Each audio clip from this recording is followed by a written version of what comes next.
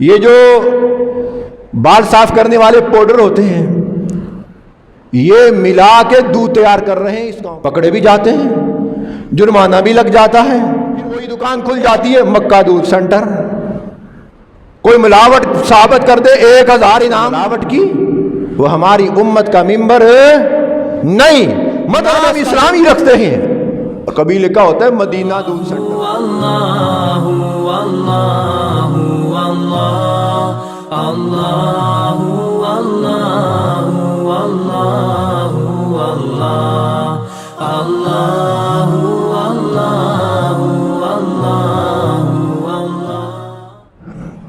رب العالمین کا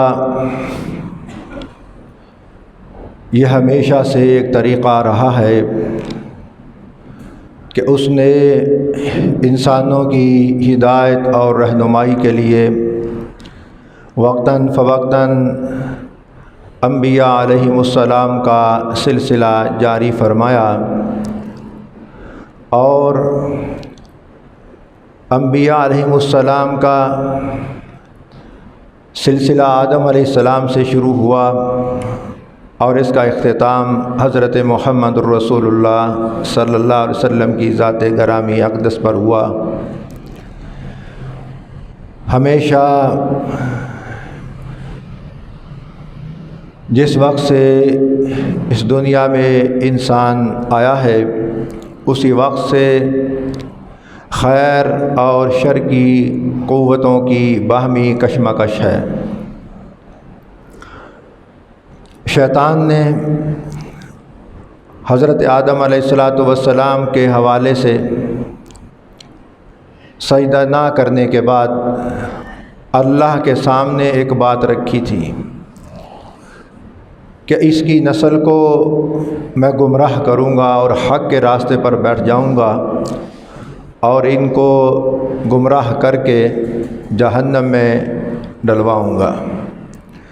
رب العالمین نے انسانوں کی رہنمائی کے لیے انبیاء علیہ السلام کا سلسلہ جب جاری کیا تو ہمیشہ سے انسانوں کے اس زمین پر 2 طبقے موجود رہے، ایک وہ طبقہ جو شیطان کی پیروی کرنے والے لوگوں کا تھا اور ایک وہ طبقہ جو انبیاء علیہ السلام کے دامن سے وابستہ رہا۔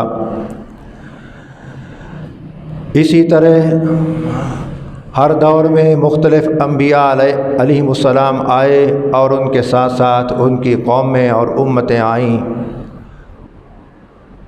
اور آخری امت محمدیہ صلی اللہ علیہ وسلم کے لیے وہ قومیں باعث عبرت باعث نمونہ بنی، اور انہی قوموں میں سے ایک قوم مدین کا قرآن پاک میں ذکر ملتا ہے۔ اسی حوالے سے آپ کے سامنے میں نے حضرت شعیب علیہ السلام کے بارے میں قرآن کریم نے جو موقف اختیار کیا وہ آیتیں پڑھی ہیں کہ وہ اپنی قوم کے پاس جب آئے تو انہوں نے اپنی قوم کے سامنے کیا پیغام رکھا۔ قوم مدین 3 قسم کی نافرمانیوں اور سرکشیوں میں مبتلا تھی۔ پہلی سرکشی اور ان کی نافرمانی کہ اللہ کے ساتھ ان کا تعلق ٹوٹ چکا تھا اور اللہ کے غیر کے ساتھ انہوں نے تعلق بنا رکھا تھا۔ ہمیشہ سے جب بھی کسی قوم کا تعلق اللہ سے ٹوٹا یا کمزور پڑا اللہ نے انبیاء علیہ السلام کو مبعوث فرمایا۔ پہلی ان کے اندر جو خرابی تھی وہ یہ خرابی تھی کہ وہ اللہ کے ساتھ شرک کرتے تھے، اوروں کو اپنا مشکل کشا، حاجت روا، مختار کل جو کچھ بھی تھا وہ ماننا کرتے تھے۔ دوسری خرابی ان کے اندر ایک معاشرتی خرابی پائی جاتی تھی۔ یہ تو ایک ایمان کے حوالے سے خرابی تھی، بنیادی خرابی، توحید میں رکاوٹ، توحید میں ملاوٹ، اور اس کے ساتھ ساتھ معاشرتی خرابی کہ لوگوں کو دینے اور لینے کے جو اوزان تھے ان کے میزان جسے ہم تکڑی وٹا کہتے ہیں، تکڑی اور بٹا، اس میں کچھ خرابیاں تھیں، ناپ تول میں کمی بیشی کرتے تھے۔ یہ ایک ایسی خرابی اور ایک ایسا فساد ہے کہ جب بھی آپ کسی کو اس کا حق کم کر کے دیں گے تو معاشرے میں فساد اور بربادی پھیلے گی۔ اور تیسری خرابی ان کے اندر یہ آئی جو بعد میں، کہ اس قوم کے بڑے بڑے سردار اپنی قوم کو اس بات سے باز رکھتے تھے کہ شعیب علیہ السلام کی بات کو نہ ماننا، نہ مولویاں دی گل نہ مننا، دوسرے لفظوں میں آج کے دور میں ان مولویاں دی گل نہ مننا، انہاں دے لاگے نہ لگنا۔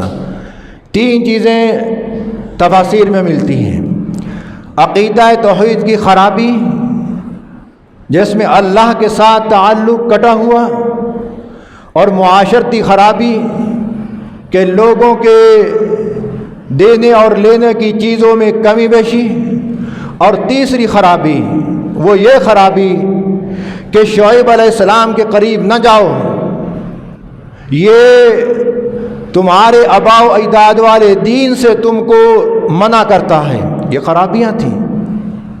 اللہ نے اس قوم پر جو عذاب مسلط کیا وہ کیا کہ جو عذاب اس قوم نے خود مانگا تھا، اللہ سے عذاب مانگ لیا۔ شعیب علیہ السلام یہ جو مدین قوم کی طرف بھیجے گئے، یہ مدین حضرت ابراہیم علیہ السلام کے ایک تیسرے بیٹے کا نام تھا، اور اسی کے نام سے ایک پوری قوم بنی، اور جس علاقے میں وہ رہا کرتے تھے وہ علاقہ انتہائی سرسبز شاداب، کاروبار ان کے بڑے بہترین، ایک پرعیاشی کی زندگی بسر کرنے والی یہ قوم کہ جن کا تکبر اور گمانڈ آسمان سے باتیں کرتا تھا، اور لوگوں کے درمیان جو ان کی تجارت اور معاشی کاروبار تھا، اس کاروبار کی نوعیت کچھ اس طرح کی تھی کہ غریبوں کا پیسہ سمٹ کر مالداروں کے پاس جاتا تھا۔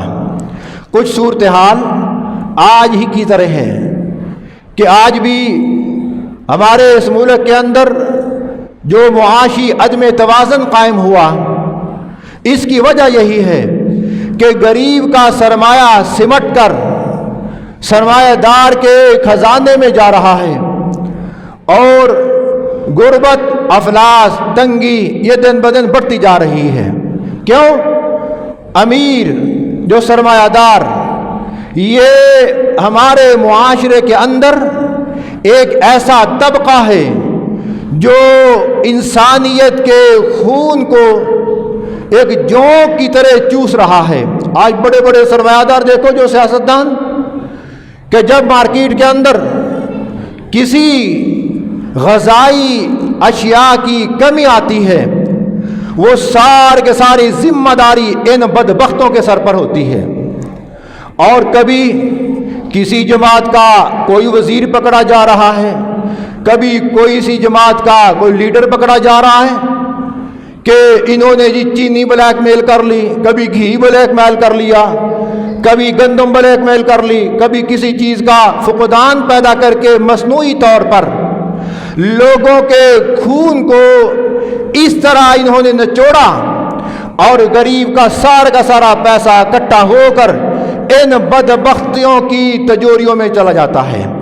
حضرت شعیب علیہ السلام کی قوم کی حالت کچھ ایسی تھی کہ امیر لوگ کچھ اس انداز سے، اس وقت کے جو سرمایہ دار بڑے بڑے اس انداز سے کاروبار کر رہے تھے کہ غریبوں کا سارا پیسہ ان کی جھولیوں میں، ان کی بوریوں میں، ان کے اکاؤنٹ میں جایا کرتا تھا۔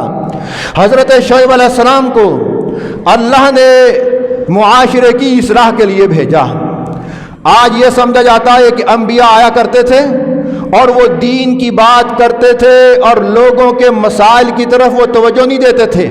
یہ ایک بہت بڑا المیہ ہے ہماری قوم کا۔ انگریزوں نے یا دوسری قوموں نے مسلمان قوم کو یہ باور کروا دیا کہ انبیاء علیہ السلام آئے اور انہوں نے لوگوں سے کہا کہ لا الہ الا اللہ پڑھو اور کامیاب ہو جاؤ گے، باقی ان کے معاشرتی معاملے میں انہوں نے نہ مداخلت کی، نہ اسلام کو اس بات کا کیا ہے حق ہے کہ وہ انسانوں کے مابین ہونے والے معاملات میں مداخلت کرے۔ اسلام کا اور دیگر مذاہب کا یہی فرق ہے۔ اس کی وجہ کیا ہے؟ ہم اس وقت مسلمان پوری دنیا کے اندر 1 ارب 65 کروڑ سے زائد ہیں، 1 ارب 65 کروڑ، اور مسلمانوں کے پاس ایک ایسا نظام حیات ہے کہ جو نظام ان کی زندگی کے ہر اوڑھنے بچھونے میں پیدائش سے لے کر وفات تک، وفات سے بعد تک جتنے بھی انسان کو مرحلے آتے ہیں یا آئیں گے ان کی رہنمائی کرتا ہے، جبکہ عیسائیوں کے پاس، یہودیوں کے پاس یا دنیا میں کوئی اور مذہب ہے، ان کے پاس اپنے وقت کے نبیوں کی ایک ایسی چیز موجود نہیں جو ان کے لیے نمونہ اور قابل اطاعت ہو۔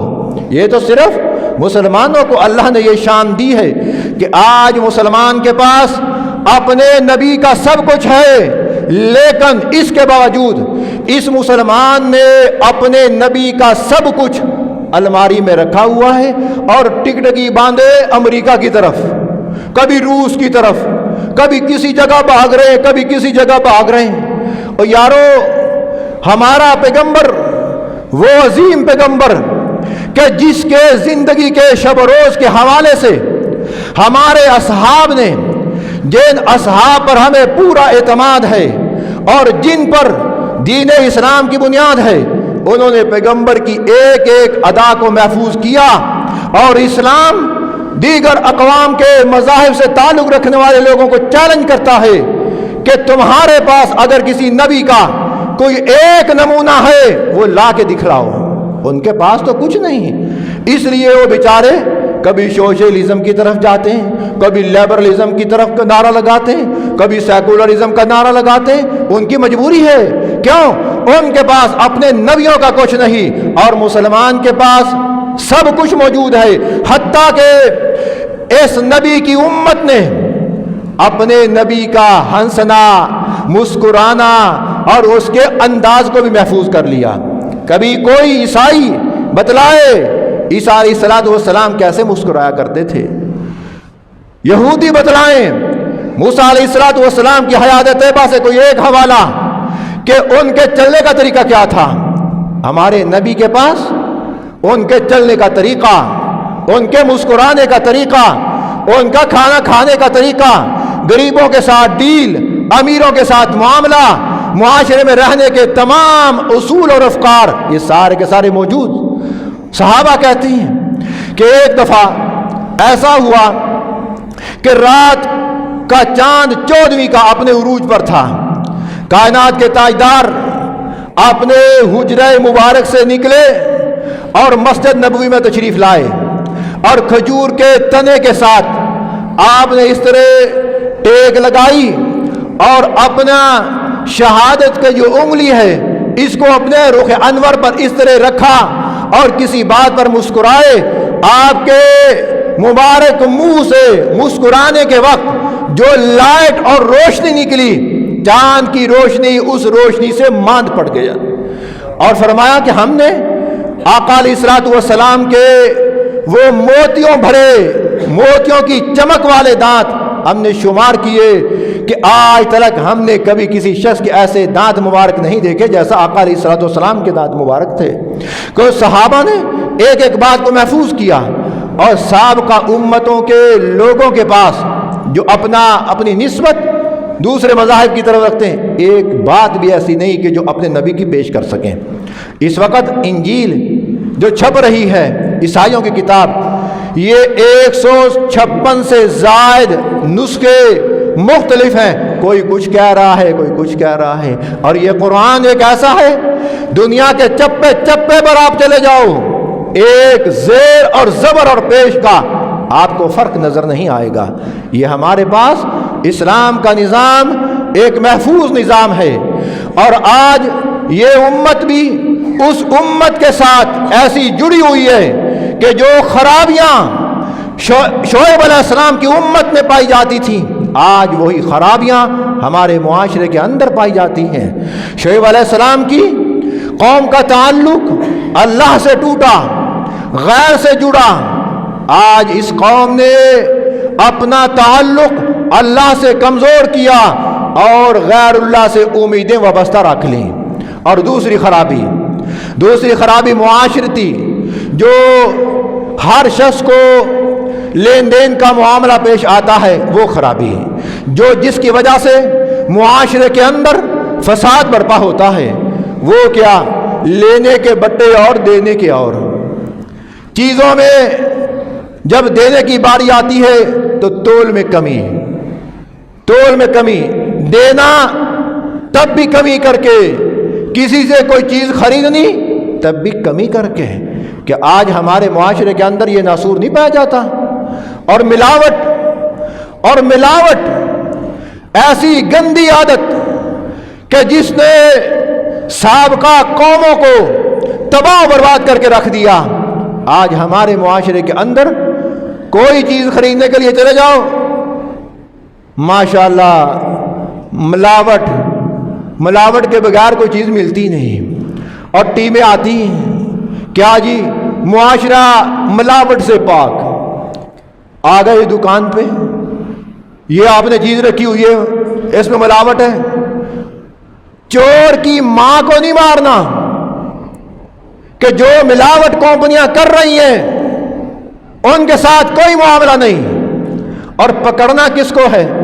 وہ بیچاری بوڑھی اماں کو جو بیوہ ہے، کمزور ہے، اپنے گھر کا خرچہ چلانے کے لیے وہ ایک چھوٹی سی سادہ مٹی کی بنائی ہوئی کلی میں چند چیزیں رکھ کے بیٹھی ہوئی ہے، اس کے اوپر آگے چھاپا ڈالنا کہ جی تو نے چیزیں ملاوٹیں کر رکھی ہیں۔ وہ بیچاری کا کیا قصور ہے؟ ظالمو، وہ جڑ کو پکڑو، جڑ کو کاٹو۔ ہمیشہ ہمارے ہاں نظام کی خرابی کا یہ المیہ رہا ہے کہ جڑ نہیں کاٹتے، تنا کاٹنے کی کوشش کرتے ہیں۔ تنے کاٹو گے تنے اور آ جائیں گے۔ ایک درخت اگر وہ کانٹے دار ہے، اس کو کاٹا جائے، اس کی شاخیں کاٹ دی جائیں تو چند دنوں کے بعد شاخیں، ایک شاخ کے بدلے 10 شاخیں پھوٹیں گی۔ اور کبھی جڑ کاٹنے کی توفیق نہیں ہوتی کہ جڑ کاٹی جائے، اس طرف ہماری توجہ نہیں۔ اور ملاوٹ کرنے والے اور ماپ تول میں کمی کرنے والوں کے بارے میں کائنات کے تاجدار حضرت محمد رسول اللہ صلی اللہ علیہ وسلم نے کیا فرمایا؟ فرمایا جس نے ملاوٹ کی وہ میری امت کا ممبر نہیں، فلیس منا من غشا علی فلیس منا۔ جس نے ملاوٹ کی وہ ہماری امت کا ممبر نہیں۔ مطلب اس کا یہ ہے کہ وہ میری امت کا ممبر بننے کے لائق نہیں ہے جو لوگوں کے کھانے پینے کی چیزوں میں ملاوٹ کرے اور ناپ تول میں کمی کرے۔ بڑی بڑی سخت وعیدیں ہیں پیارو۔ آج چلے جاؤ، لکھا ہوتا ہے مکہ دودھ سینٹر، یہی لکھا ہوتا ہے مکہ دودھ سینٹر۔ اور حاجی صاحب کی دکان پہ جاؤ، جب دودھ لینے کے لیے، خدا کی قسم اپنے گاؤں کی بات کر رہا ہوں، باقی کو چھوڑو، وہ جو بھی کر رہے ہیں ہمارے گاؤں کے اندر، یہ جو بال صاف کرنے والے پاؤڈر ہوتے ہیں، یہ ملا کے دودھ تیار کر رہے ہیں اس گاؤں کے اندر۔ پکڑے بھی جاتے ہیں، جرمانہ بھی لگ جاتا ہے، وہ اگلے دن پھر وہی دکان کھل جاتی ہے مکہ دودھ سینٹر۔ کوئی ملاوٹ ثابت کر دے 1000 انعام۔ ایسے ڈھیٹ لوگ بدبختی کی انتہا کو پہنچے ہوئے نام اسلامی رکھتے ہیں، کبھی لکھا ہوتا ہے مدینہ دودھ سینٹر، مدینہ دودھ سے ہی مرکز۔ مدینے کا نام استعمال کیوں کرتے ہو؟ کیا ضرورت ہے؟ پتہ ہے کہ ہمارا ماحول ایسا ہے، جب تک ہم مذہب کا لیبل نہیں لگائیں گے کوئی چیز فروخت نہیں ہوگی۔ سیاست دان ہے جسے کلمہ نہیں آتا اور ووٹیں لینے کے لیے اسلام کا نام۔ اسی طرح دکاندار چاہے کپڑا بیچنے والا ہو یا دودھ فروخت کرنے والا، اپنا دودھ بیچنے کے لیے وہ مذہب کا سہارا لیتا ہے، مکہ دودھ سینٹر۔ کپڑا بتانا کچھ، فروخت کچھ اور کرنا، اور نام کا لکھا ہوتا ہے جی یہ خلفائے راشدین کلاتھ ہاؤس۔ دسو یہ کیا بدبختی ہے، یہ کیا فراڈ اور دھوکہ، یہ کب تک؟ یہ اس وقت تک ہے جب تک اسلام نہیں آتا۔ اسلام آتا ہے ان چیزوں کا نام و نشان تک نہیں ملتا۔ اور میں وثوق سے یہ بات کہتا ہوں، اورنگزیب عالمگیر کے زمانے تک ہندوستان کی سرزمین پر اسلامی حکومت رہی ہے۔ مجھے کسی تاجر کی دکان کا کوئی حوالہ دے دو، کسی تاجر نے اپنی دکان کا نام کوئی مکہ کلاتھ ہاؤس رکھا ہو، کوئی نام و نشان نہیں ملتا۔ اسلامی حکومتوں کی تاریخ بھی اٹھاؤ کہ ان کی تاریخ کیا کہتی ہے۔ اور کبھی کسی نے کوئی دودھ کی دکان کا نام مدینہ دودھ سینٹر رکھا ہو؟ کیوں؟ ایمانداری تھی، اس لیے انہیں لیبل لگانے کی ضرورت نہیں پڑی۔ اور جو ہی اسلام رخصت ہوا اور نظام آیا، ہمیں یہ عنوان لگانے پڑ گئے، مکہ دودھ سینٹر، فلانا کلاتھ ہاؤس، خلفائے راشدین دہی بھلے۔ یہ کیا دہی بھلوں کا نام بھی ہم اپنے صحابہ کے نام، ختم نبوت دہی بھلے۔ اور تو اور دسو یار کیا کرے بندہ، کوئی اور نام رکھ لو۔ تم نے جو چٹنی ڈالنی ہے، جو پھل لگانا ہے، وہ گنا ڈالنا ہے۔ ان کی دکانوں پہ جا کے دیکھو، یہ جو جلیبیاں اور بنانا مٹھائی بنانے والے، نیچے گٹر کا نالا بہ رہا ہے، اوپر پھٹا لگایا ہوا ہے، وہ لگا رہے ہیں کیا جی، جلیبیاں، پکوڑے، مٹھائی، لڈو۔ اور نیچے پہلے تو نہری نالا ہوا کرتا تھا، وہ پانی صاف ہوتا تھا۔ اب کیا ہے، اس پانی کو ذرا دیکھو کہ سارے جہان کا گند، لیٹرینوں کا گند، انسانوں کا گند، چوپاؤں کا گند اس نالے میں بہ رہا ہے، پٹا اوپر لگایا ہوا ہے۔ کیا جی، مٹھائی، جلیبیاں اعلیٰ قسم کی۔ یہ کیا ڈرامے ہیں مسلمانوں، تم کتنا گر گئے ہو۔ تم نے اپنا وقار معاشرے کے اندر کتنا گرا لیا۔ کیا مسلمان ایسے ہوا کرتے تھے؟ حضرت شعیب علیہ السلام نے آ کر اپنی قوم کو جہاں توحید کی دعوت دی اور ان کے زندگی کے معاشرتی مسائل میں دلچسپی لی، اور صرف دلچسپی ہی نہیں رہی بلکہ عملی اقدام کیا۔ ایک ایک کے پاس گئے اور جا کے کیا کہا، اے میری قوم، تم نے چیزوں میں ملاوٹ کر رکھی ہے، اور یہ جو ناپ تول میں تم کمی کر رہے ہو، یہ اللہ کے عذاب کو دعوت دے رہے ہو، اس سے باز آ جاؤ۔ قوم نے کیا کہا، جا اپنا کام کر، اتنا پارسا بنا پھرتا ہے، ہمیں نماز کا حکم دیتا ہے، کیا تیری نماز ہمیں یہ کہتی ہے کہ ہم اپنے باپ دادا کا دین چھوڑ دیں اور اپنے کاروبار کو تیرے کہنے کے مطابق کر لیں؟ کاروبار تو زیادہ جانتا ہے یا ہم جانتے ہیں؟ مولوی کو یہی کہا جاتا ہے نا، اے مولویاں نو کی پتا نہیں تجارت دا، ایویں مولوی بیٹھے گلا چھڑ دے رہندے ہیں، انہاں نو کی پتا تجارت کیویں کرنی ہے۔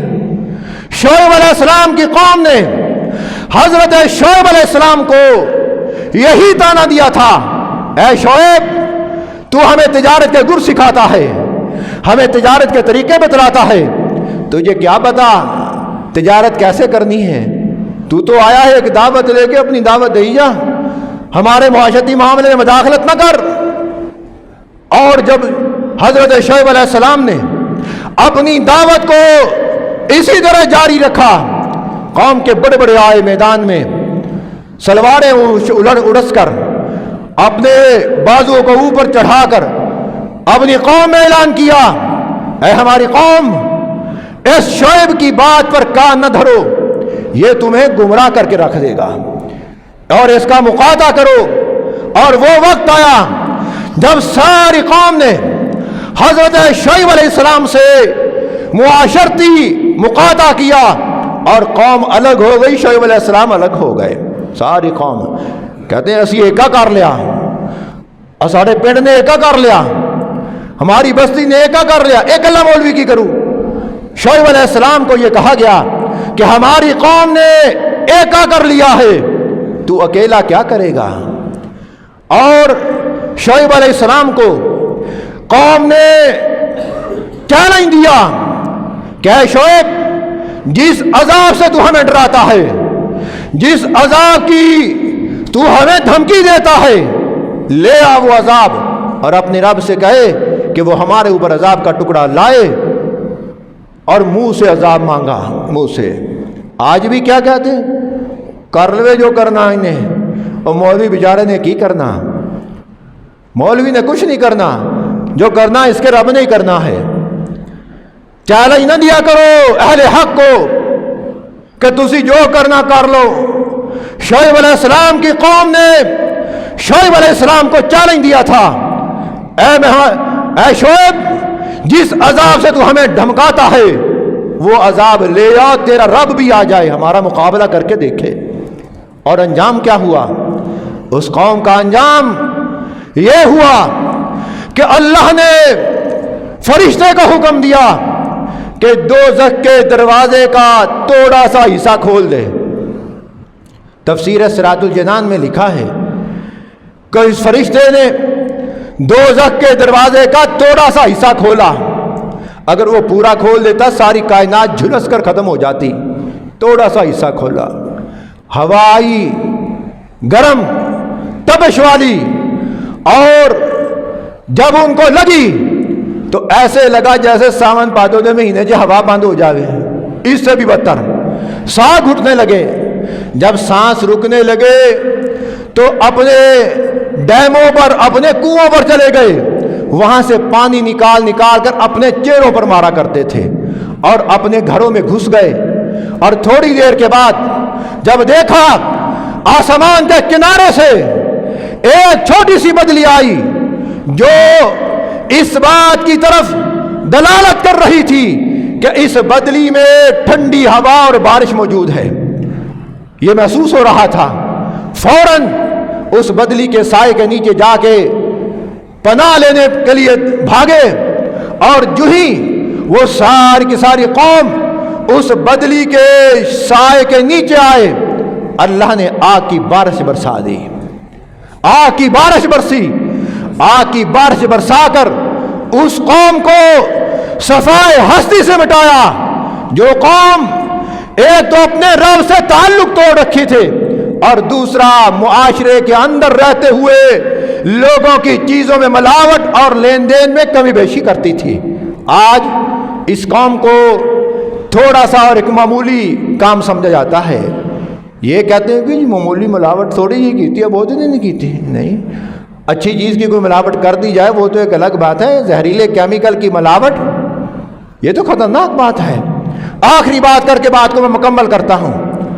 جناب رسول اللہ صلی اللہ علیہ وسلم جب مدینہ یثرب تشریف لائے، اور یہاں آپ کی کچھ لوگ آپ کے پاس آ کر اسلام کا دعویٰ کیا اور اظہار کیا اپنے ایمان کا، کچھ عرصہ گزر گیا، آپ نے دیکھا کہ میری قوم پر ایمان کا جو اثر ہونا چاہیے یہ نظر نہیں آ رہا۔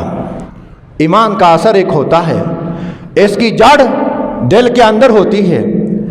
آپ نے سب سے پہلے ان مدینے کے منافقین کو اپنے پاس بلایا کہ آخر کیا وجہ ہے؟ میں دیکھ رہا ہوں ایمان بھی لائے ہوئے ہیں، اسلام کا اظہار بھی کرتے ہیں، میری نبوت کا اقرار بھی کرتے ہیں، اور جب آپ نے ان کو بلایا اور ان کے کاروبار کو غور سے دیکھا، اور جب ان کی معیشت کو دیکھا کہ یہ ایسی معیشت کہ غریب کا خون چوس کر یہ اپنی تجوری میں بھر رہے ہیں، آپ نے ان کو منع کیا، فرمایا مدینے میں ملاوٹ کی چیزیں منافقین بیچا کرتے تھے، یہ تفاسیروں میں لکھا ہے کہ اپنی طرف سے کوئی بات نہیں کر رہا، آپ نے ان کو منع فرمایا، فرمایا اس سے باز آ جاؤ، اور ان مدینے کے منافقین کے سامنے